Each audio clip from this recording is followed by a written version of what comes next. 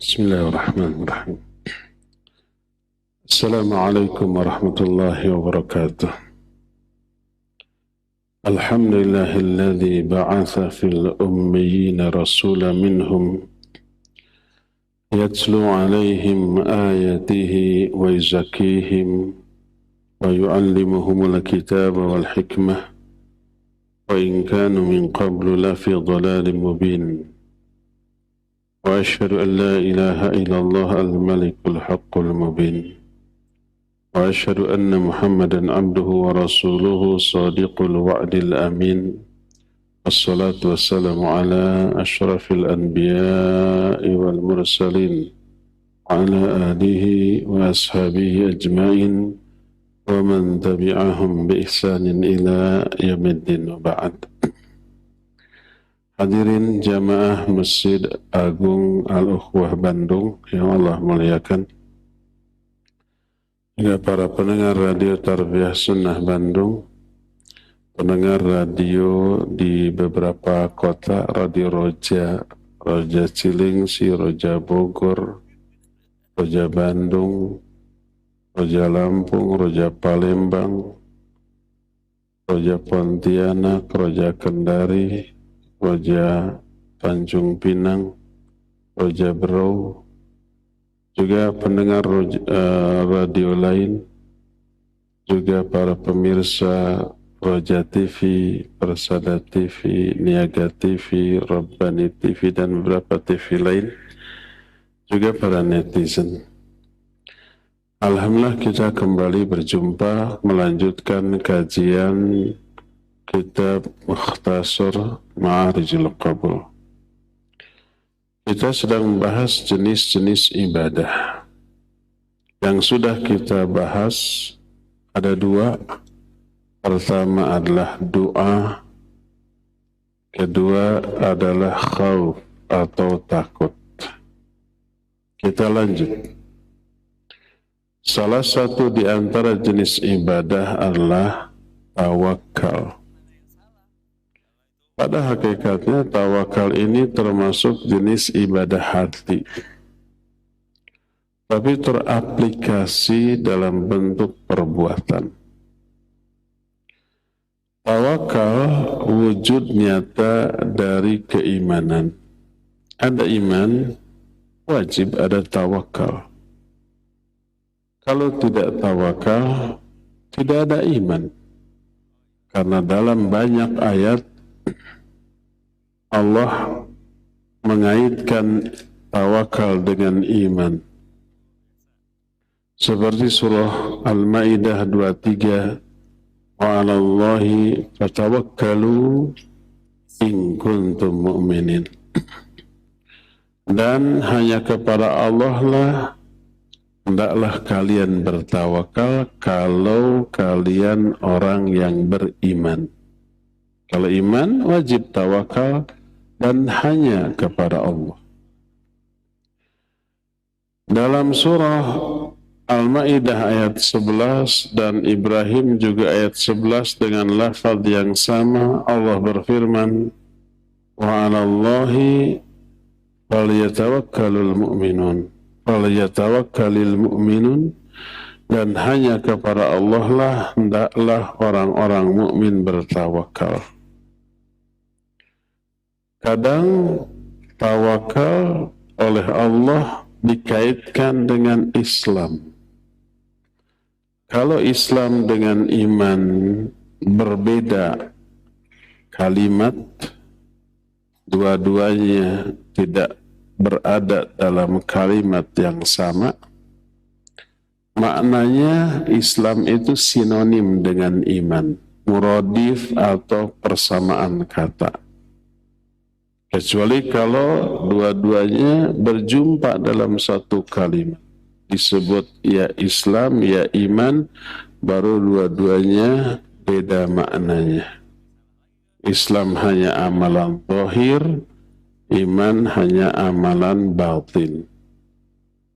Tapi kalau dua-duanya terpisah, iman disebut dalam satu kalimat, Islam disebut dalam kalimat lain, maknanya sinonim. Termasuk Wa 'alallahi falyatawakkalul mu'minun, hanya kepada Allah hendaklah orang-orang mukmin bertawakal. Orang mukmin yang di sini mencakup makna orang muslim. Dalam ayat lain surah Yunus 84, in kuntum amantum billah fa alaihi tawakkalu in kuntum muslimin. Kalau kalian hanya beriman kepada Allah, disebut iman. Fa alaihi tawakkalu, maka kepada Allah lah hendaklah kalian tawakal, in kuntum muslimin, kalau kalian Islam. Dalam ayat ini iman disebut dengan Islam, di awal iman, di akhir Islam. Maknanya sama, beda.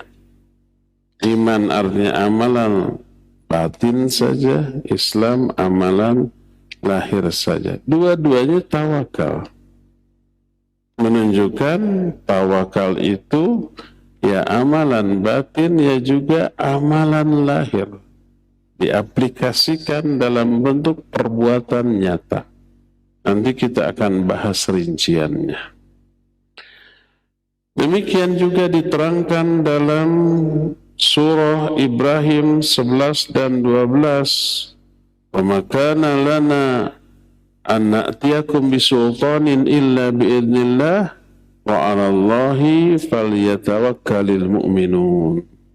Wa ma lana alla natawakkala 'alallah faqad hadana subulana wa lanasbiranna 'ala ma adzaitumuna wa 'alallahi falyatawakkalul mutawakkilun. Kata Allah, berkata para rasul kepada kaumnya, kami tidak bisa mendatangkan sultan, penjelasan, wahyu kepada kalian kecuali dengan izin Allah. Nyala nggak ada wahyu, nggak mungkin para rasul itu ngarang-ngarang sendiri, enggak. Kalau nggak ada wahyu dari Allah, ya sudah. Tidak menyampaikan di luar wahyu Allah, tidak menyampaikan pendapat pribadi para nabi atau para rasul. Jadi wa ma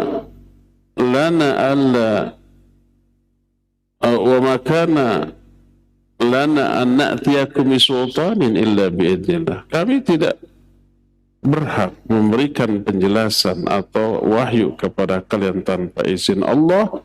Wa 'alallahi falyatawakkalul mu'minun, dan hanya kepada Allah hendaklah orang-orang mukmin bertawakal. Lalu dijelaskan kenapa para nabi, orang mukmin harus bertawakal hanya kepada Allah. Allah menyatakan para nabi tersebut berkata, wa ma lana alla natawakkal 'ala Allah. Bagaimana mungkin kami tidak bertawakal kepada Allah, padahal Dia, Allah telah memberikan hidayah kepada kami, telah menunjukkan kepada kami jalan-jalan yang lurus, walaupun berisiko. Menelusuri jalan yang lurus berisiko. Apa risikonya? Disakiti oleh orang yang mengambil jalan yang bengkok, yang sesat, yang salah. Dengan beragam disakitinya, beragam bentuk. Dicela, dihina, diejek, diberi gelar-gelar yang buruk, malah dianggap sesat. Yang benar dianggap sesat, para nabi semua dianggap sesat oleh kaumnya. Nah, itu yang akan terjadi. Maka dikatakan walanasbiranna 'ala ma adzaitumuna. Kami pasti akan bersabar terhadap gangguan yang kalian berikan kepada kami. Tindakan menyakitkan yang kalian lakukan kepada kami, kami akan sabar. Dan hanya kepada Allah lah hendaklah orang-orang bertawakal. Di sini tawakal dijelaskan dalam konteks sabar dalam menghadapi gangguan orang-orang yang menyakiti hanya karena kita berjalan di atas jalan yang lurus.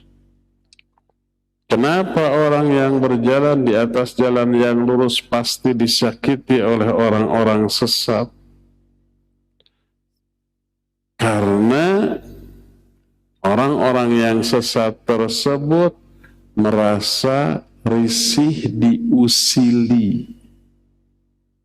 Usil tuh orang-orang yang berada di atas kebenaran itu, karena salah satu tugas kewajiban yang diemban oleh orang yang berjalan di atas jalan yang lurus, mengajak orang-orang yang tersesat, ayo ke sini, jangan ke sana.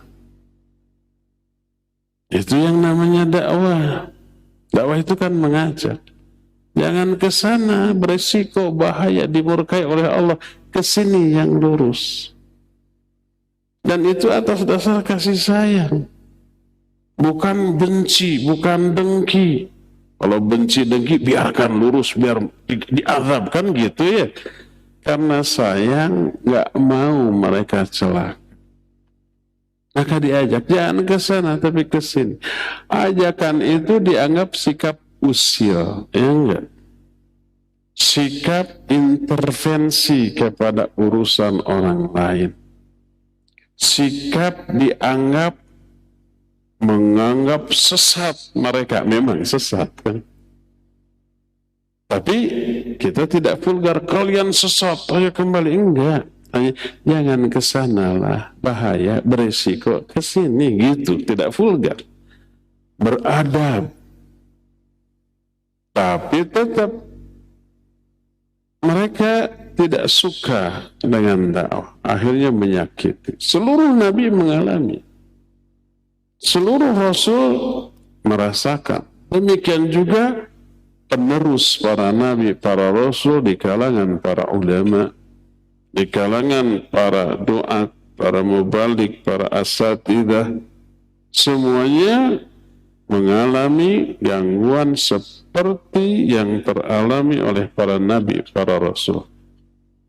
Apa sikap para nabi, para rasul itu? Sabar dan tawakal kepada Allah di atas gangguan mereka.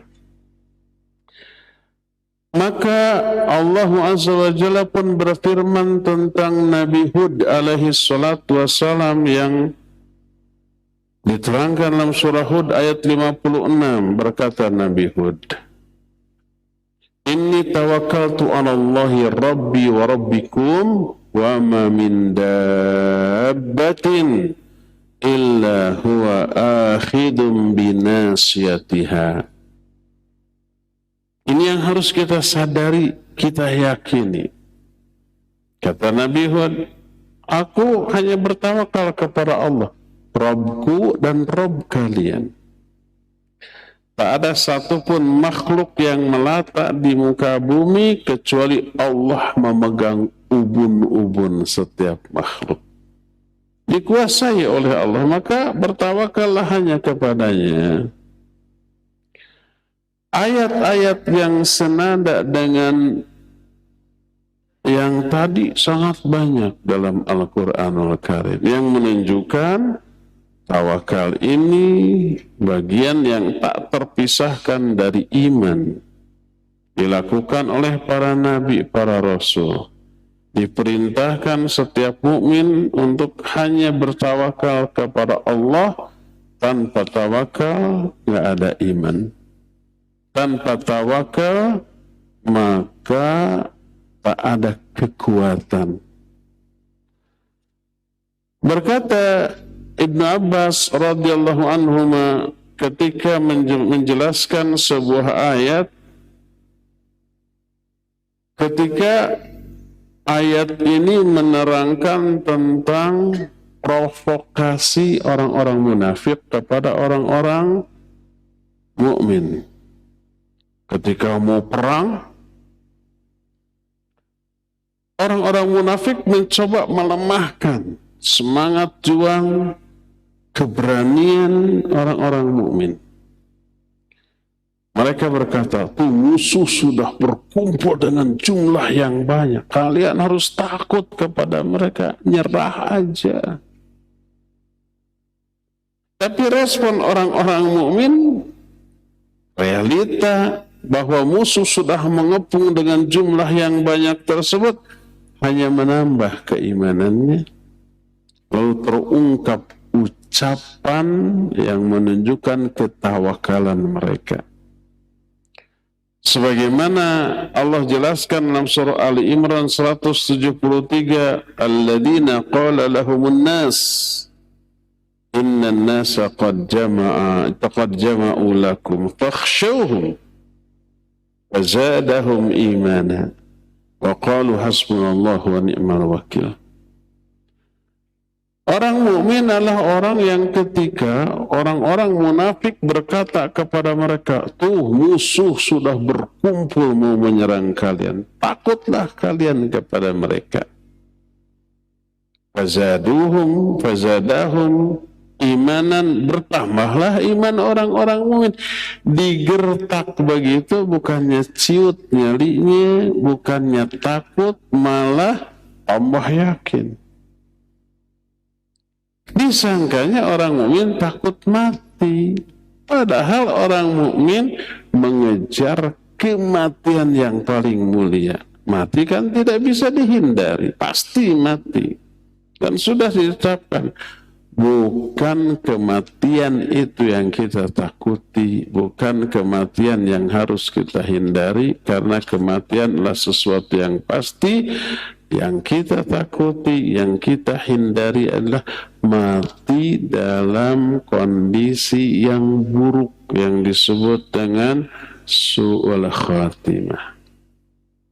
Adapun kalau ada kesempatan mati dalam kondisi husnul khatimah, itu yang dicari. Salah satunya mati sebagai seorang syahid di medan perang.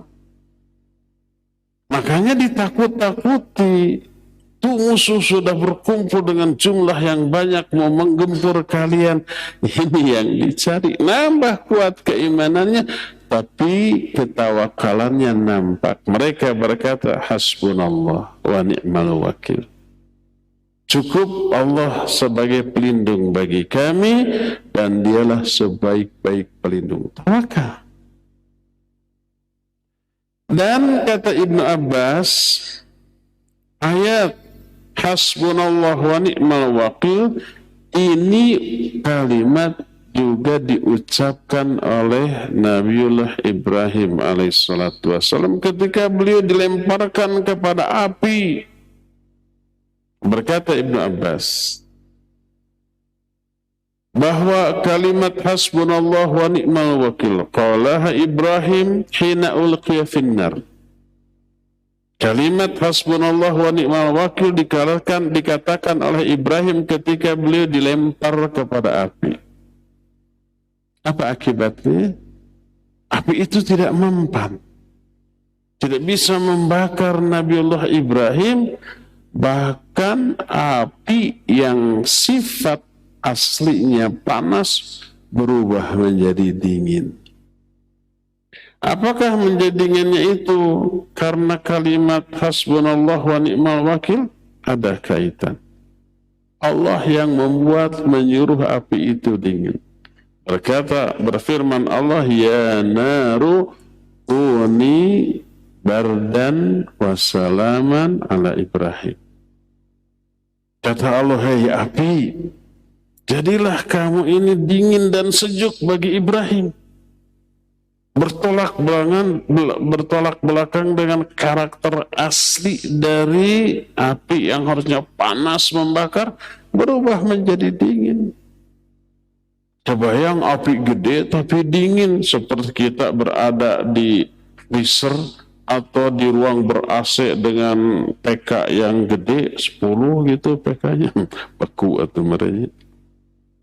Begitu api padam menggigil kedinginan. Ini pula yang dikatakan oleh Nabi dan para sahabat ketika ditakut-takuti oleh orang-orang munafik. Seperti yang terdapat dalam surah Ali Imran tadi, qala lahumun nas innan nasa qad jama'u lakum fakhshawhum fazadahum imana wa qalu hasbunallahu wa ni'mal wakil. Ketika ditakut-takuti, kalian akan digempur oleh musuh. Musuh sudah berkumpul dengan jumlah yang banyak. Takutlah kamu kepada mereka, nyerah aja sudah. Tambah yakin, keimanannya tambah kuat, lalu berkata, cukup. Allah sebagai pelindung kami dan dialah sebaik-baik pelindung. Ini ayat-ayat tentang tawakal. Hadis lebih banyak daripada ayat. Sebagaimana diterangkan oleh Rasul sallallahu alaihi wasallam dalam sebuah hadis yang sahih. Berkata Rasul sallallahu alaihi wasallam, yadkhulul jannata min ummati sab'una alfan bila hisab. Ada 70.000 orang dari kalangan umatku yang akan masuk surga tanpa hisab. Jadi tidak dihisab, langsung masuk ke dalam surga. Jumlahnya 70.000 di kalangan umat Rasul sallallahu alaihi wasallam. Ini sedikit apa banyak? Sedikit, 70.000 dibanding miliaran orangnya. Umat Nabi sallallahu alaihi wasallam sejak zaman dahulu sampai hari kiamat masih miliaran. Sekarang juga umat Islam sudah miliaran, jumlahnya sedunia ya, bukan di Indonesia. Apalagi sampai hari kiamat bisa triliunan mungkin. 70.000 dari 1 triliun aja sedikit. Kita kebagian nggak? Kayaknya enggak. Kalau hanya 70.000, para sahabat juga udah ratusan ribu atau. Tapi alhamdulillah di hadis yang lain Rasul sallallahu alaihi wasallam meminta tambahan kepada Allah. Tambah, jangan 70.000, umatku banyak. Dan dipenuhi dari setiap 1 orang ditambah 70.000 lagi. 1 orang ditambah 70.000. Ini ada 70.000. 70.000 kali 70.000. 7 kali 7 berapa? 49. 70.000 itu nolnya berapa? 4. Kalau kali 2, 8. 49 dengan 8 nol. Berapa tuh? 4,9 miliar? 49 miliar? 49 miliar. Banyak sedikit? Banyak. Semoga kita termasuk di dalam. Tapi ada kriterianya. Salah satu kriterianya adalah tawakal ini nih. Kalau tawakal nggak ada dalam diri kita, jangan berharap masuk surga tanpa hisab. Ketika Nabi menjelaskan ada 70.000 orang yang masuk surga tanpa hisab, para sahabat bertanya, siapa mereka? Lalu beliau menjelaskan, humul ladina la yastariqun wa la yatatayyarun wa ala rabbihim yatawakkalun. Dalam hadis ini 3, di hadis yang lain 4. Mereka adalah orang yang memiliki karakter sebagai berikut. Pertama, tidak minta diruqyah. Kedua, tidak minta dikei. Dikei itu salah satu metode lagi pengobatan, menempelkan besi panas di titik-titik tertentu dalam tubuh kita. Sakit enggak? Enggak sakit. Cuma panas. Berakhir sakit juga tuh ya. Ketiga, tidak tatayur. Tatayur itu meramal. Berasal dari kata toir. Toir itu burung. Karena zaman baheula burung dipakai sebagai alat meramal nasib. Kalau umpamanya kita mau berangkat zaman baheula, untuk bisnis, untuk apa aja, safar. Ternyata di atas rumah kita ada burung mencelok. Lalu nggak jadi. Ini tandanya kita bakal sial. Jadi meramalkan kesialan karena adanya burung itu tatayur.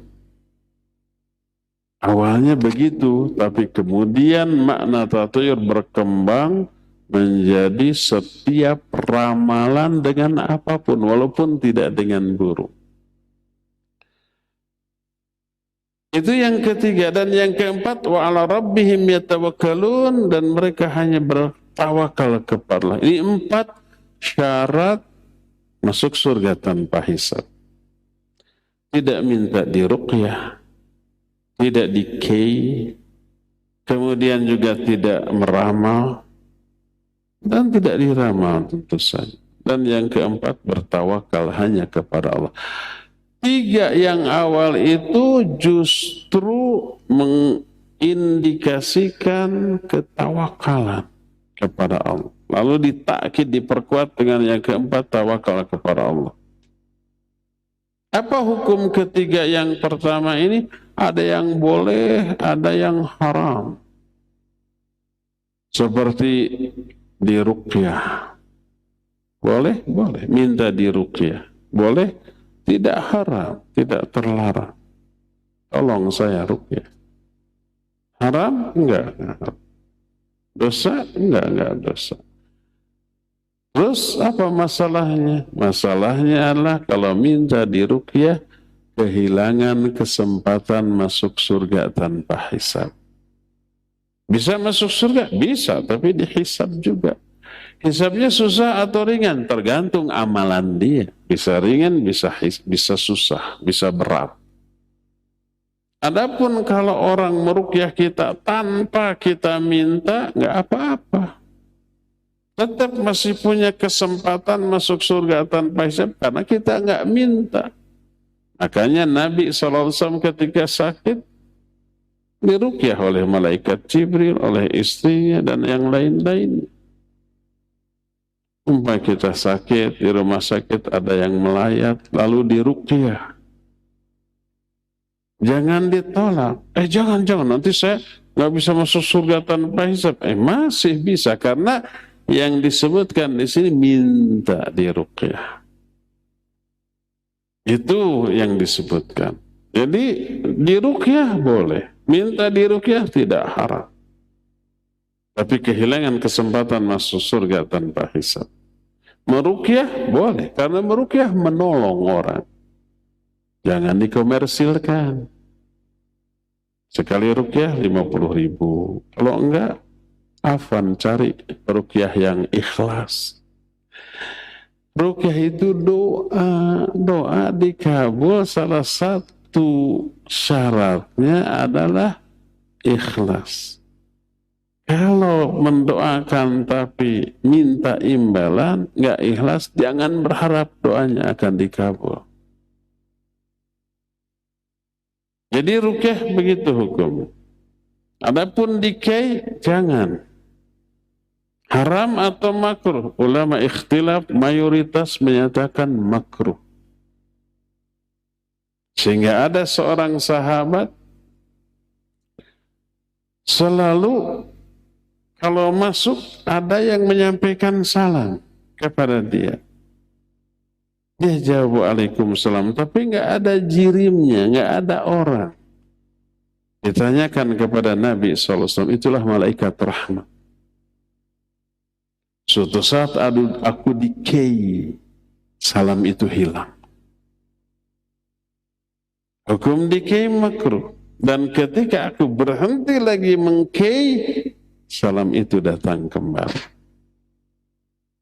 Adapun meramal, diramal, baik diminta, kita meminta diramal ataupun tidak diminta, kemudian orang meramal kita, maka ini haram, tidak boleh. Apalagi kita meminta. Ramal itu disebut arraf. Berasal dari kata arafa, mengetahui. Orang yang mengetahui arif.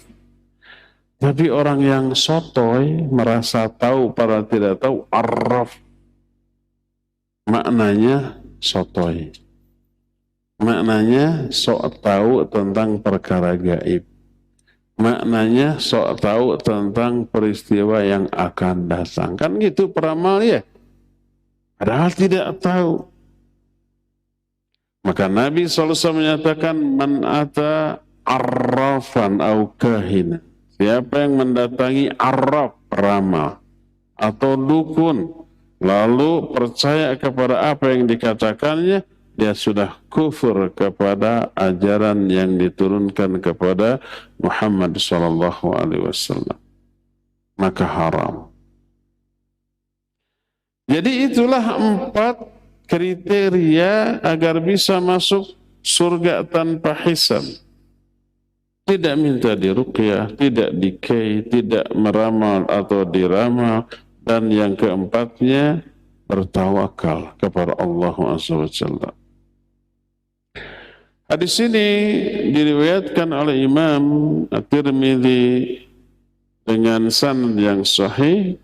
Dalam hadis lain yang diterima dari Umar radhiyallahu an, dia mendengar Rasul sallallahu alaihi wasallam bersabda, "Lau annakum tawakkalu 'ala Allahi haqqa tawakkuli la razaqakum kama yurzaqu at-tayru taghdu khamasan wa tarahu batana." Seandainya kalian bertawakal kepada Allah dengan sebenar-benarnya, pasti Allah akan memberi rizki kepada kalian seperti Allah memberi rizki kepada burung.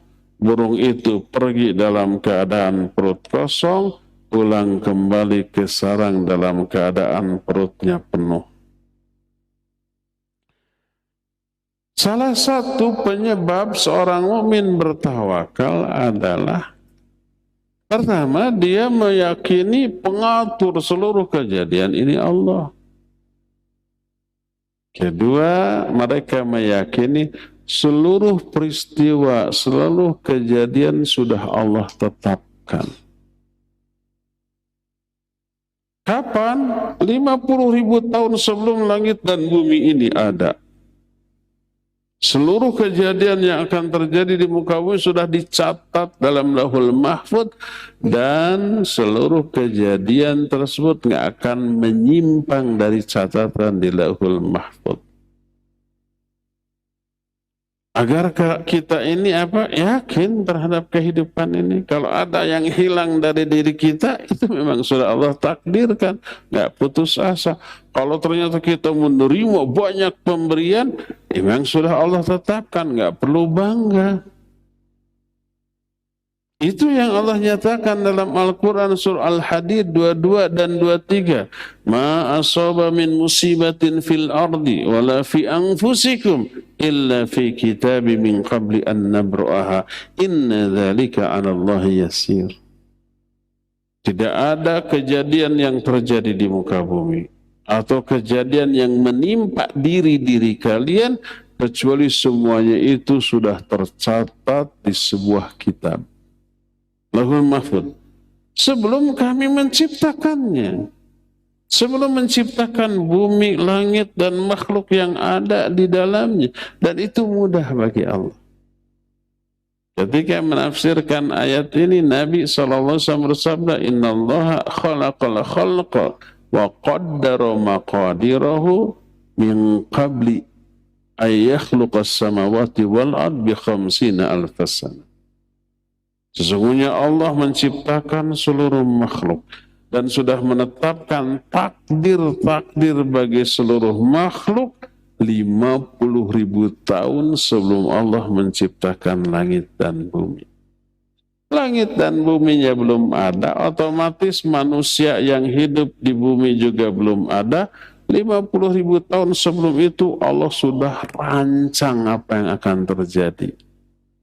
Sudah Allah rencanakan dengan perencanaan yang super sempurna. Maka apa yang sudah Allah takdirkan tidak bisa menyalahi, tidak meleset dari kita. dan apa yang tidak Allah takdirkan tidak akan menimpa kita. Meyakini itulah tawakal. Bersabda Rasul sallallahu alaihi wasallam, "Fata'lamu anna ma asabaka lam yakun liyukhti'aka wa ma akhta'aka lam yakun liyusibaka." Ini nasihat Nabi kepada Ibnu Abbas radhiyallahu anhuma. Ketahuilah olehmu, apa saja yang sudah Allah takdirkan akan menimpamu, nggak akan meleset dari kamu. Pasti terjadi. Sehebat apapun kita menghindarinya. Dan apa saja yang ditakdirkan tidak menimpamu, nggak akan mungkin menimpamu. Meyakini hal ini, lahirlah sikap tawakal. Lalu timbul pertanyaan, apa yang dimaksud dengan tawakal? Makna tawakal adalah al-i'timad 'ala Allah Ta'ala kifayatan wa hasaban fi jalbil manafi wa daf'il mawar wa huwa min tamamil iman wa alamatihi.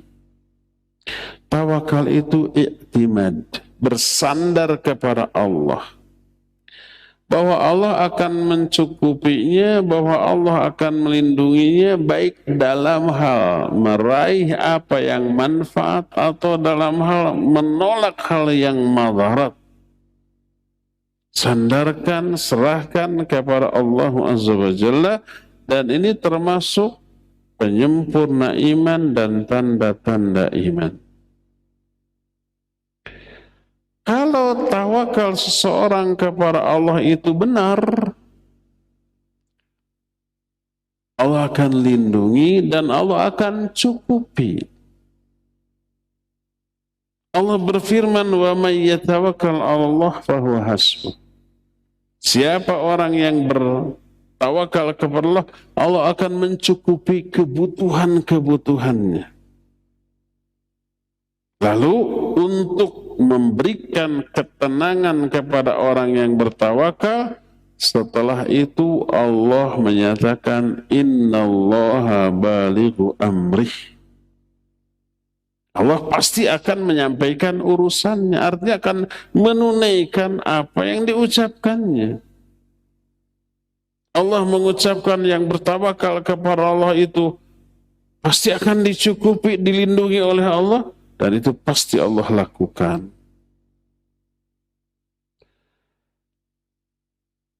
Tawakal tadi dikatakan merupakan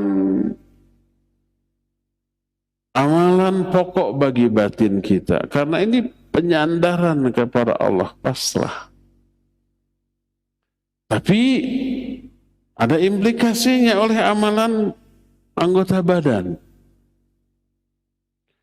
Apakah aplikasi tawakal dari anggota badan? Yaitu ikhtiar, beramal.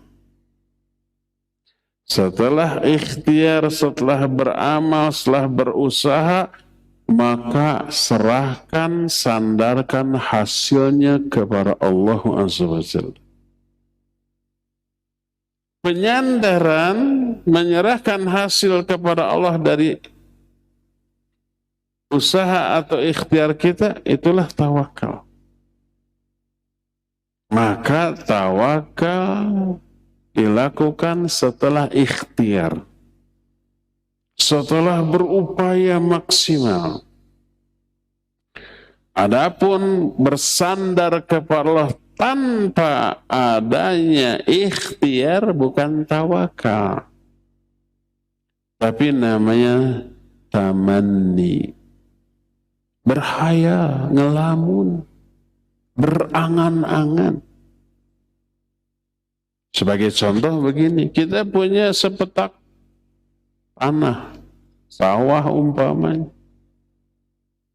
Kita ikhtiar digarap tanah itu, sawah itu. Pertama Saya kurang tahu tahapan menanam padi. Dibajak dulu gitu ya. Dulu pakai kerbau, sekarang pakai traktor. Setelah dibajak mungkin dicangkul. Setelah dicangkul namanya digaru. Setelah digaru baru tandur. Tandur itu nanam. Setelah ditandur tahap berikutnya ngarambet. Yaitu ngarambet itu apa? Mengambil rumput-rumput liar yang tumbuh di sekitar padi yang ditanam. Kalau dibiarkan mengganggu pertumbuhan padi, gitu kan? Dan seterusnya lah sampai. Nah, setelah semuanya digarap, bagaimana hasilnya? Serahkan kepada Allah. Kita sudah berusaha maksimal agar pertumbuhan padi ini bagus. Tugas kita hanya menanam, bukan menumbuhkan. Adapun yang memproses pertumbuhan tanaman itu Allah. Allah berfirman, "Afara'aitum ma tahruthun a antum tazra'unahu am nahnu zari'un." Tidakkah kalian lihat apa yang kalian tanam? Yang menanamnya kita. Antum tazra'unahu am nahnu zari'un. Kaliankah yang menumbuhkan tanaman itu atau kami? Allah ya yang menumbuhkan tanaman, kita hanya menanam. Yang memproses pertumbuhan tanaman itu Allah Azza wa Jalla.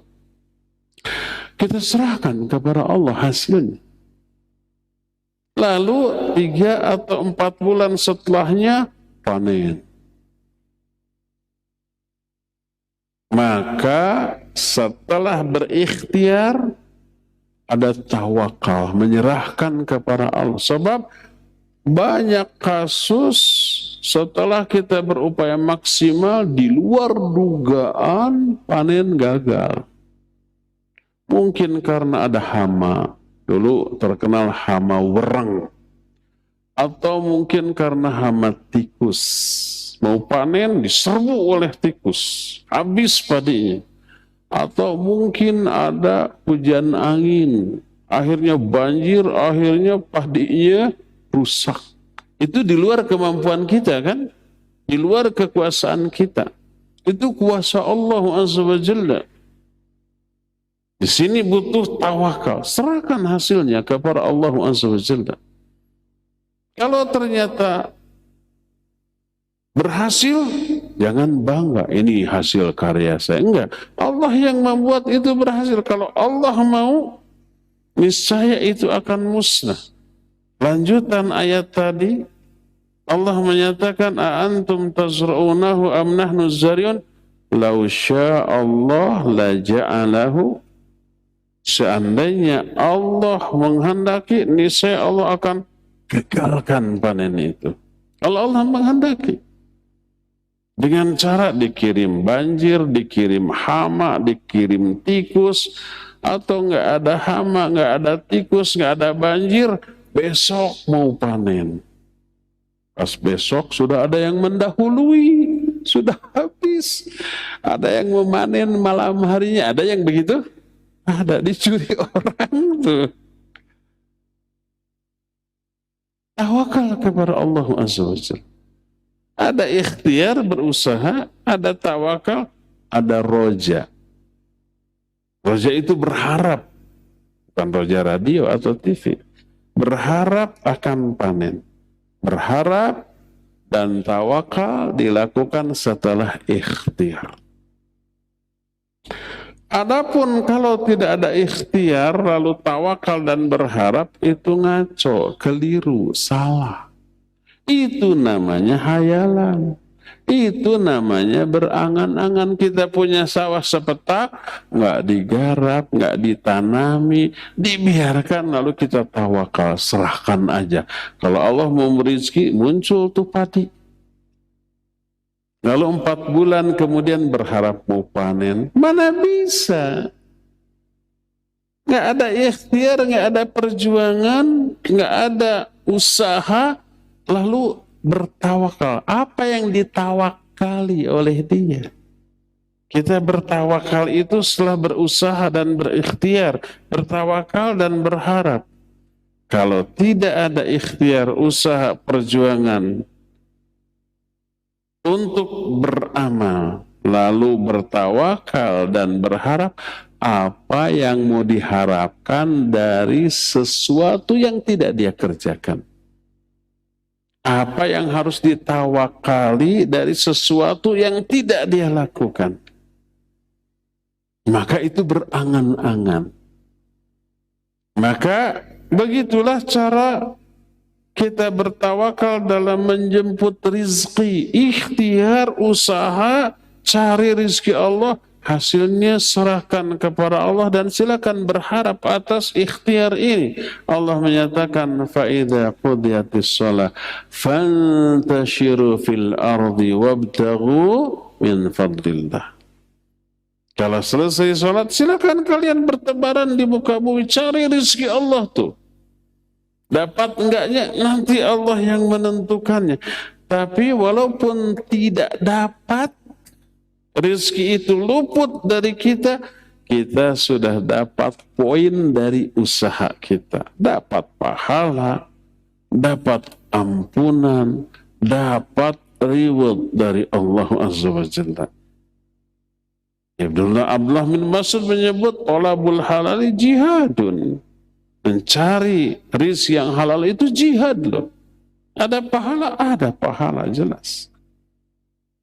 Dari ikhtiarnya walaupun tidak berhasil. Ketika gagal setelah ikhtiar dan tawakal serta berharap ternyata gagal. Maka yakini itu takdir dari Allah. Luput hasil tersebut dari kita, maka jangan putus asa. Itu ketetapan Allah untuk memuji kesabaran kita, dan kita yakini ikhtiar kita nggak sia-sia. Ikhtiar kita sudah dipahalai oleh Allah. Makanya setelah Allah mengatakan bahwa tidak ada kejadian yang terjadi di muka bumi atau yang menimpa diri kalian, kecuali semua itu sudah tercatat dalam sebuah kitab sebelum kami menciptakannya, dan itu mudah bagi Allah. Apa firman Allah selanjutnya? Likaila ta'sau ala ma fatakum wa la tafrahu bima atakum. Agar kalian tidak putus asa dari kegagalan kalian. Agar kalian tidak putus asa dari apa yang lepas, yang luput dari diri kalian, dan tidak bangga terhadap apa yang Allah berikan kepada kalian. Kalau berhasil itu anugerah Allah, kalau gagal itu ujian dari Allah. Semuanya sudah ditetapkan. Kalau gagal jangan putus asa, usaha kita tidak sia-sia di mata Allah Azza wa Jalla. Kalau berhasil, maka itu anugerah dari Allah. Jangan bangga dan jangan sombong atas keberhasilan yang kamu raih. Ini buah dari tawakal. Dapat dari hasil usaha bersyukur, gagal dari hasil usaha bersabar. Dan ini merupakan karakter seorang mukmin yang membuat Allah dan Rasulnya takjub. Berkata Rasul SAW, ajaban li amril mu'min, anna amrahu kullahu khairun. Sungguh menakjubkan urusan orang mukmin. Semua urusannya baik, nggak ada yang jelek. Wa madzaka ilal mu'min, dan itu tidak layak untuk didapatkan kecuali hanya orang mukmin. Kecuali hanya oleh seorang mukmin. Bagaimana rincian dari bahwa seluruh urusannya baik? In asabathu sarra syakara fakana khairan lah, wa in asabathu dharra sabara fakana khairan lah. Kalau yang menimpa seorang mukmin itu adalah kesenangan, kegembiraan, kebahagiaan, anugerah. Mungkin diberi rizki, mungkin diberi jabatan, kekuasaan, atau yang sejenisnya dari kesenangan dunia, dia bersyukur. Dan syukur itu baik akibatnya bagi dirinya. Tapi kalau yang menimpa seorang mukmin itu adalah penderitaan, keburukan, kanyeri, kaperih, dia sabar, tidak mengeluh, tidak putus asa, dan sabar itu baik akibatnya bagi diri. Coba lihat, nggak ada keburukan bagi seorang mukmin atas apapun yang dialaminya. Kalau diberi kesenangan syukur, kalau diberikan penderitaan sabar, dua-duanya baik bagi dirinya. Nggak ada yang buruk bagi seorang mukmin dalam kehidupan ini, baik dia senang ataupun menderita, baik sukacita ataupun duka cita. Dan ini adalah buah dari tawakal kepada Allah Azza wa Jalla. Jadi tawakal adalah iktimad, bersandar kepada Allah setelah berikhtiar, setelah berjuang, setelah berusaha, setelah beramal. Adapun kalau tidak berjuang, tidak berusaha, tidak beramal, duduk di masjid minta, ya Allah turunkan kepada saya rizki, ya Allah berikan saya rizki, ya Allah limpahkan kepada saya rizki yang banyak, ya Allah. Tapi nggak ada usaha. Engkau maha pengatur seluruh rizki. Iya, Allah menyatakan kalau mau mendapatkan rezeki, keluar dari rumah, fantasyiru fil anjari. Allah akan simpan rezeki kamu di sini, di sini, di sini, di sini. Jemput tuh. Rezeki nggak jatuh dari langit. Kalau ada orang cerita, saya tahajud malam-malam, ya Allah beri saya rezeki, ada 1 juta. Langsung bohong, dusta gitu. Tidak begitu cara Allah memberi rizki. Hatta kepada orang yang tersoleh sekalipun, kepada para nabi, para rasul, nggak seperti itu. Apalagi orang biasa. Atau ada orang ketahuan bohong, lagi haji, tiba-tiba lapor, saya mengalami peristiwa gaib. Gimana? Saya sholat di depan Ka'bah, sujud, ya Allah beri saya rezeki, tapi tiba-tiba di tangan saya ada uang. Saya sudah curiga, ini orang cari sensasi, ingin dianggap orang soleh, orang hebat, sehingga doanya saat itu dikabulkan dengan cara yang nggak masuk akal. Minta rezeki langsung ada uang. Ada lagi, disakut tiba-tiba tadi kosong, ternyata jadi ngejendol. Uang itu hasil doa saya di Ka'bah. Bohong, tidak begitu cara Allah menurunkan rezeki. Jadi cerita yang dikarang-karang, yang di dalamnya terkandung ujub kepada diri sendiri, ujub kepada sebuah kelebihan yang tidak dia miliki. Kenapa dia cerita begitu? Agar orang-orang menyangka saya hebat, doa saya makbul, saya luar biasa. Gitu kan? Akhirnya dipuji orang. Ya sudah bohong, ya juga ingin dipuji 2 kali itu. Jangan percaya hal-hal yang seperti itu. Itulah tawakal. Bersandar, menyerahkan hasil kepada Allah setelah berusaha, setelah berikhtiar, setelah berjuang, dengan usaha yang Allah perintahkan dan tidak melanggar batas-batas yang Allah tetapkan. Tawakal ada tidak-tidaknya 4 jenis. Ada yang hanya boleh dilakukan kepada Allah, ada yang tidak boleh. Ada yang hanya boleh dilakukan kepada Allah, ada yang boleh dilakukan bertawakal kepada orang. Ada 4 rincian, sebagaimana dijelaskan oleh para ulama. Di antara diterangkan Syekh Al-Utsaimin rahimahullah, kata beliau, bahwa tawakal itu ada 4 jenis. I'lam anna tawakkul anwa. Ketahuilah bahwa tawakal itu ada beberapa jenis. Jenis pertama, at-tawakkulu 'ala Allah Ta'ala wa huwa min tamamil iman wa alamati sidqihi wa huwa wajibun la yatimul imanu illa bihi wa sabaqa daliluh. Pertama, tawakal hanya kepada Allah. Pakai hanya ya. Dari mana makna hanya ini didapatkan? Di dalam ayatnya enggak ada. Wa 'alallahi fatawakkalu. Di mana hanya? Dari struktur kalimat. Struktur kalimatnya mendahulukan objek daripada subjek dan predikat. Kalau biasanya kan susunan kalimat dalam bahasa Arab fi'il, fa'il, maf'ulun bih. Fi'il itu predikat, fa'il itu subjek, maf'ulun bih itu objek.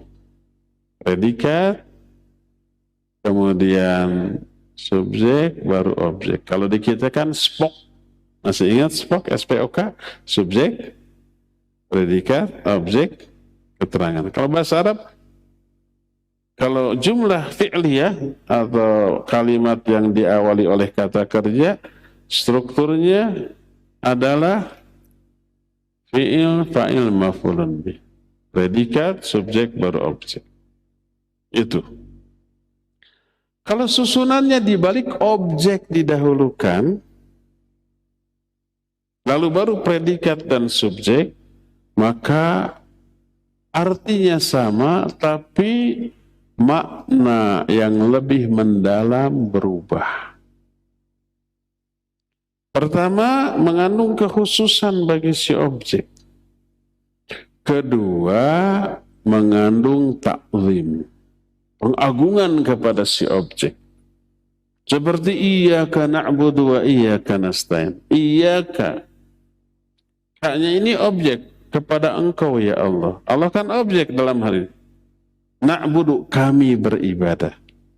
Kami beribadah sudah subjek dan predikat. Subjeknya kami ya. Predikatnya beribadah. Objeknya didahulukan. Iyyaka na'budu. Bisa enggak kalimatnya dirubah na'budu iyyaka wa nasta'inu iyyaka, na'buduka wa nasta'inuka? Secara struktur boleh, tapi maknanya beda. Kalau objek didahulukan, maknanya pertama ada pengagungan kepada si objek, yang kedua mengandung makna khusus, hanya kepada engkau ya Allah kami ibadah, hanya kepada engkau ya Allah kami minta pertolongan. Jadi ada makna hanya, dan engkaunya ini diagungkan dalam pandangan kita sebagai hamba. Dan ini tidak dipelajari dalam ilmu nahwu, dipelajari dalam ilmu balaghah atau sastra Arab. Menguasai ilmu balaghah atau sastra bisa menambah penghayatan. Jadi ketika kita membaca iyyaka na'budu wa iyyaka nasta'in, pertama hanya, yang kedua Allahnya yang kita akan semua itu begitu agung dalam pandangan kita. Begitu juga ini wa 'alallah, dan kepada Allah lah.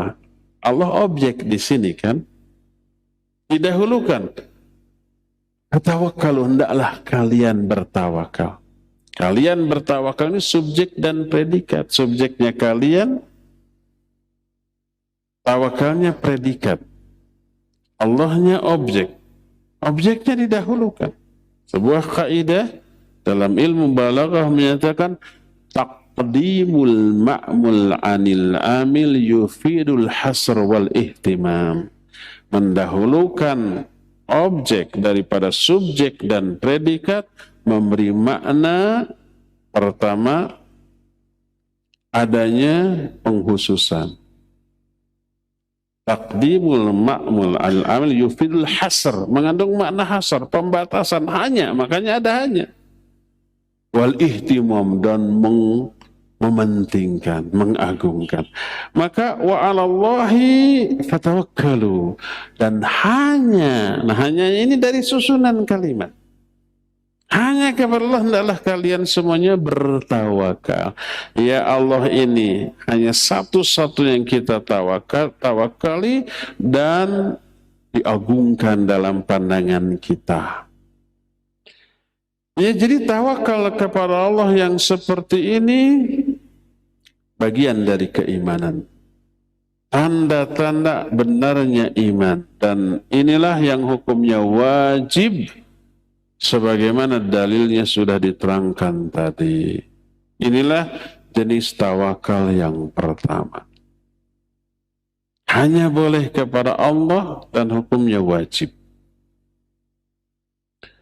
Jenis tawakal yang kedua, ini syirik. Apa jenis tawakal yang kedua ini? Kita akan jelaskan Jumat yang akan datang. Sekarang waktunya sudah lewat, sudah habis ya. Tinggal tersisa waktu untuk bertanya jawab. Sebab ada 3 poin lagi, dan 3 poin itu mungkin membutuhkan waktu 1 jam untuk menerangkan. Sabar, datang kembali di Jumat yang akan datang. Siapa yang tidak datang, dia akan terlewat penjelasan ini. Ya, kita masuki sesi tanya jawab kepada Abu Lukman di studio Radio Roja Cilengsi. Dipersilakan memandu tanya jawab dengan pendengar dan pemirsa. Wassallallahu ala nabiyina Muhammadin wa ala alihi wa ashabihi. Silakan. Jazakallahu khairan, kami sampaikan kepada Ustaz Abu Haidar As-Sundawi hafizahullahu ta'ala yang telah membimbing kita dalam kajian kita di sore hari ini dari pembahasan kitab Mukhtasar Ma'arijul Qabul. Dan untuk selanjutnya kami undang Anda sahabat Roja untuk berpartisipasi dalam sesi tanya jawab. Anda dapat menyampaikan pertanyaan Anda melalui pesan WhatsApp. Baik, pertanyaan pertama Ustaz yang disampaikan melalui pesan WhatsApp dari hamba Allah, tidak disebutkan di mana Ustadz, ingin bertanya, ada kata-kata yang tersebar di masyarakat yaitu usaha tidak akan mengkhianati hasil. Mohon penjelasan apakah ini tepat atau tidak Ustadz? Faltafadhol Ustadz. Baik, barakallahu fiik. Ada yang mengatakan usaha tidak akan mengkhianati hasil.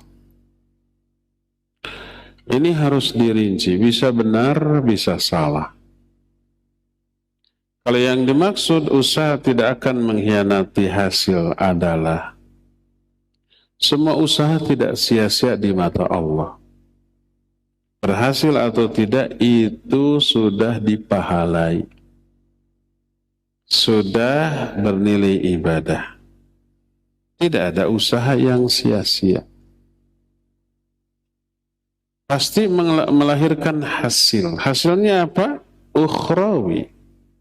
Hasilnya ada pahala, ada ampunan, ada beberapa hal lain yang mungkin kita akan dapati baik di dunia berupa mental kita kuat, kita bersabar kalau itu gagal, dan di akhirat dapat pahala. Jadi usaha pasti akan memperoleh balasan berupa pahala, ampunan, dan sejenisnya. Mau berhasil, mau gagal, itu sudah dapat pahala. Ya, maknanya benar. Tapi kalau yang dimaksud usaha tidak akan mengkhianati hasil murni dunia, siapa yang berjuang pasti akan berhasil. Pertama, ini sikap yang ujub kepada diri, overconfidence, terlalu percaya kepada diri sendiri dan menafikan faktor X yang di luar kemampuan dia, di luar kekuasaan dia. Jadi yang pertama, itu seperti ucapan Qarun ketika berhasil memperoleh harta yang banyak, dia menyatakan semua harta ini murni hasil ilmuku, hasil usahaku. Takabur dia. bertolak belakang dengan ayat wala tafrahu bima atak. Kamu tidak akan dan tidak boleh berbangga dengan apa yang Allah berikan kepadamu. Ini yang pertama. Jadi dalamnya terkandung perasaan takabur dan ujub kepada skill dan kemampuan dia. Kedua, di dalamnya atau ucapan usaha tidak akan mengkhianati hasil bertolak belakang dengan realita, dengan kenyataan. Karena kenyataan, realita banyak orang yang sudah berusaha sungguh-sungguh tapi gagal. Ada yang begitu? Ada. Dalam urusan dunia, iya. Orang umpamanya sudah pinjam modal ke sana kemari dapat digolangkan bangkrut. Ada yang begitu? Banyak. Nih, 2 klub sepak bola. Dua-duanya berusaha maksimal. Ada yang menang, ada yang kalah. Yang kalah itu, apakah asal-asalan main bolanya? Tidak maksimal, berupaya maksimal. Seluruh skill masing-masing dari pemain dan plus kerjasama tim dikeluarkan secara maksimal. Apakah selalu menang? Tidak. Yang kalah ada? Pasti ada yang kalah banyak. Kalau sudah maksimal. Tapi kalah, telak lagi. 14-0. Ternyata usaha mengkhianati hasil. Hasil mengkhianati usaha sudah maksimal, kalah total. Seperti itu. Tinju, ada yang kalah. Padahal dia sudah maksimal. Hasilnya tetap tidak sesuai dengan harapan. Terlepas apakah lawannya itu mungkin lebih baik atau tidak. Tapi yang jelas, ini tidak berlaku bagi kasus-kasus tadi. Ucapan bahwa hasil tidak akan mengkhianati usaha, itu bertolak belakang dengan realita. Banyak orang sudah bersungguh-sungguh, maksimal, ternyata hasilnya mengecewakan. Ternyata dia gagal, ya. Oleh karena itu tidak benar ucapan bahwa usaha hasil tidak akan mengkhianati usaha. Karena apa? Karena minimalnya terkandung 2 hal, ketakaburan dan berrealita menyatakan banyak yang gagal walaupun sudah usaha maksimal. Ucapan yang benar apa? Al-jaza min jinsil amal. Balasan sesuai dengan jenis amalan. Hal jazaul ihsan illal ihsan. Tidak ada balasan bagi kebaikan kecuali juga kebaikan. Walillahi ma fis samawati wal ardi yajziyal ladina asa'u bima amilu wa yajziyal ladina ahsanu bil husna. Milik Allah lah semua yang ada di langit dan yang ada di bumi, agar Allah memberikan balasan kepada orang-orang yang berbuat buruk dengan balasan yang buruk, dan memberikan balasan kepada orang-orang yang baik dengan kebaikan pula. Itu ayat. Oleh karena itulah maka jangan pakai lagi ucapan bahwa hasil tidak akan usaha tidak akan mengkhianati hasil, karena banyak orang yang berupaya maksimal tapi gagal, ya. Wallahu a'lam bishawab. Silakan lagi. Jazakallahu khairan Ustaz atas penjelasannya, dan berikutnya kita coba angkat penanya melalui line telepon. Kami persilahkan. Iya. Assalamualaikum. Waalaikumsalam warahmatullahi wabarakatuh. Dengan siapa di mana?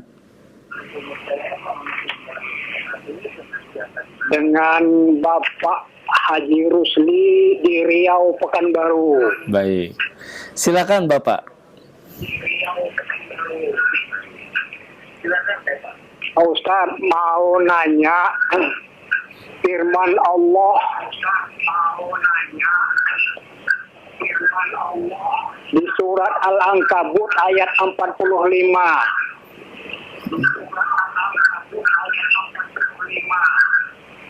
A'udzubillahi minasyaitonir rajim. Bismillahirrahmanirrahim.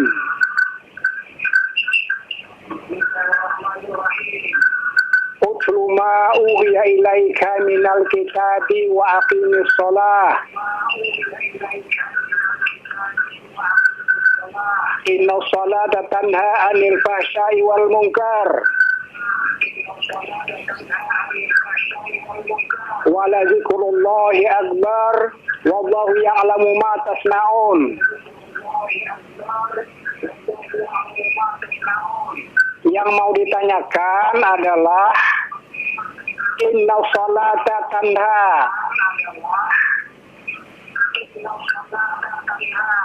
anil fahsya'i wal munkar. Sungguh salat itu mencegah perbuatan keji dan mungkar. Mohon penjelasan Pak Utas yang fahsya mungkar itu. Terima kasih. Assalamualaikum warahmatullahi wabarakatuh. Waalaikumsalam warahmatullahi wabarakatuh. Tafadhol Ustaz. Kayaknya panjang tadi. Inna salata tanha anil fahsya'i wal munkar wala dzikrullahi akbar. Semuanya salat itu bisa mencegah dari perbuatan keji dan mungkar. Apa maknanya? Maknanya adalah salat yang benar, salat yang diterima. Ada tandanya. Seusai salat, dia tidak lagi berbuat keji dan mungkar.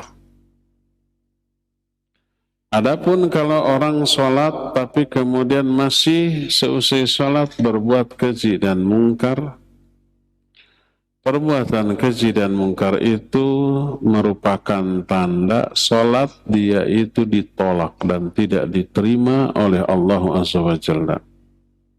Kenapa ditolak? Mungkin niatnya tidak ikhlas. Ada riya atau tujuan dunia lain. Tujuan lain dari kepentingan dunia. Ada nggak orang yang sholat tapi tujuannya agar kaya? Kalau dia dagang, dengan sholatnya dia berharap dagangannya laris. Kalau punya hutang, rajin sholatnya. Apa tujuannya? Agar hutangnya segera dilunasi oleh Allah. Kalau dia jomblo atau anaknya jomblo, rajin sholat agar cepat dapat jodoh. Kalau dia pekerja, agar cepat naik karirnya. Ada orang yang ibadah dengan niat kepentingan dunia seperti itu? Ada, banyak. Mungkin karena niatnya salah, atau niatnya ikhlas tapi tidak mutaba'ah. Makna tidak mutaba'ah, cara pelaksanaan sholatnya ini tidak mengikuti contoh Nabi SAW. Mungkin ditambah, dikurang, atau dirubah. Nah, dua ini menjadi penyebab ditolaknya amal dia. Berkata Fudail bin Iyad rahimahullah ketika menafsirkan ayat alladzi khalaqal mauta wal hayata liyabluwakum ayyukum ahsanu amala.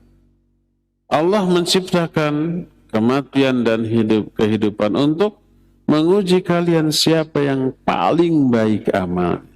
Bukan paling lama, bukan paling berat, bukan paling banyak, tapi paling baik. Apa makna paling baik? Kata Fudail bin Iyad, akhlasuhu wa aswabu. Paling ikhlas dan paling benar. Paling ikhlas kalau niatnya untuk meraih apa-apa yang ada di sisi Allah. Paling benar kalau tata cara pelaksananya sesuai dengan contoh Nabi SAW. Sebab sebaik-baik contoh adalah contoh Nabi SAW dalam beragama. Jadi baik buruknya amalan dilihat dari ikhlas dan mutabah. salah satu di antara ini tidak dipenuhi, ditolak. Umpamanya tidak ikhlas, Allah tolak. Allah menyatakan dalam hadis kursi, ana agna syuraka'i 'anis syirki. Faman 'amila amalan asyraka fihi ma'i ghairi taraktuhu wa syirkahu. Aku ini zat yang paling tidak membutuhkan sekutu, tidak membutuhkan saingan. Maka siapa orang yang mengamalkan satu amalan, amalan ini disyariatkan seperti sholat, tapi dia menduakan aku dalam hal niat, sebagian untukku, sebagian untuk selain aku tinggalkan dia, aku tinggalkan perbuatan syirik. Tidak diterima oleh Allah Subhanahu wa ta'ala. Innamal a'malu binniyat wa innamal likulli imri'in ma nawa. Amal tergantung niat dan setiap orang hanya memperoleh balasan sesuai dengan niatnya. Jadi kalau niatnya bukan karena Allah, ditolak. Demikian juga kalau niatnya ikhlas tapi tata cara pelaksananya tidak nyontok ke Nabi, ditolak. Man amila amalan laisa alaihi amruna fahuwa raddun. Siapa yang mengamalkan satu amalan tapi nggak nyontoh ke kami, ditolak. Nah, ini yang menyebabkan sholatnya tertolak, tidak dipahalai. Akhirnya sholat yang ditolak ini tidak mencegah dia dari perbuatan keji dan mungkar. Seusai sholat dia gibah, seusai sholat dia mendolimi orang lain, memfitnah orang lain. Maka perbuatan dosa seusai sholat menjadi tanda bahwa sholatnya ditolak. Berkata Imam Ibn Rajab Al-Hambali dalam kitab namanya Lataiful Ma'arif. Lataiful Ma'arif kitab yang menjelaskan ibadah setiap bulan dari Muharram sampai Dzulhijjah. Ibadah yang disyariatkan apa saja. Dalam bab wadhaifu syahri Syawal, ibadah-ibadah yang dilakukan di bulan Syawal. Syawal itu kan seusai Ramadan. Beliau menekankan seusia Ramadan masuk bulan Syawal harus lebih giat lagi ibadahnya. Lalu dikutip, qala ba'dus salaf. Berkata beberapa orang sahabat dari generasi salaf. Man amila hasanah thumma atba'aha bil hasanah fadzalika alamatu qabulil hasanatil ula. Lianna Allah idza taqabbala amala 'abdin waffaqahu lil a'mali shalihah ba'dah. Siapa orang yang melakukan sebuah ibadah kebaikan lalu diikuti oleh ibadah yang kedua, kebaikan yang kedua, maka kebaikan kedua ini menjadi tanda kebaikan pertama itu diterima oleh Allah. Karena apabila Allah menerima amalan seorang hamba, Allah akan berikan taufik kepada hamba itu untuk melakukan amal soleh berikutnya. Kalau setelah kita sholat, beres assalamualaikum, assalamualaikum, aduh ingin lanjut dengan wirid, zikir yang dicontohkan, lalu wirid. Setelah itu ingin lanjut dengan berdoa, lalu berdoa. Setelah itu lanjut dengan ambil mushaf, baca Al-Quran, hampir berlembar-lembar. Setelah itu merogoh saku, infak dan sodakoh. Maka itu tanda sholat kita diterima. Karena kalau Allah menerima sholat seorang, Allah akan kasih hidayah untuk melakukan amalan berikutnya. Ya, setelah sholat wirid, setelah wirid berdoa, setelah berdoa lalu sholat sunat ba'da, lalu ambil mushaf Al-Quran, lalu infak dan sodakoh, lalu menolong banyak orang. Itu hidayah Allah sebagai hadiah atas ibadahnya yang baik dan benar dan diterima. Sebaliknya, man amila hasanah thumma atbaha bis-sayyi'ah fadzalika alamatu raddil hasanah wa adamu qabuliha. Siapa orang yang melakukan satu kebaikan lalu diikuti oleh kejahatan, oleh berbuat dosa, keji dan mungkar, seusai sholat, gibah, seusai sholat, menyakiti orang, Seusai sholat mengganggu orang, maka keburukan yang dilakukan setelah melakukan ibadah menjadi tanda ibadah tadi ditolak dan tidak diterima oleh Allah Azza wa Jalla. Oleh karena itu, inna sholata tanha anil fahsya'i wal munkar, sholat bisa mencegah dari perbuatan keji dan mungkar, itu kalau sholatnya benar dan diterima oleh Allah. Indikasinya, seusai sholat dia jadi baik, jadi soleh, jadi tidak berbuat keji, tidak berbuat mungkar lagi seusai sholat tersebut. Ya, inilah yang dimaksud oleh ayat tersebut. Wallahu a'lam bishawab. Silakan lagi Adia. Jazakallahu khairan Ustaz atas penjelasannya, dan pertanyaan berikutnya Ustaz melalui pesan WhatsApp. Pertanyaan terkait dengan makhorijul huruf Ustaz. Ustaz, ana sedang belajar makhorijul huruf dan ada beberapa huruf ana belum bisa mengucapkan dengan benar. Ana merasa sedih Ustaz, seperti putus asa, merasa seperti sia-sia sholat ana. Pertanyaannya Ustaz, bagaimana ana harus bertawakal dalam hal ini? Mohon nasihatnya. Barakallahu fiik.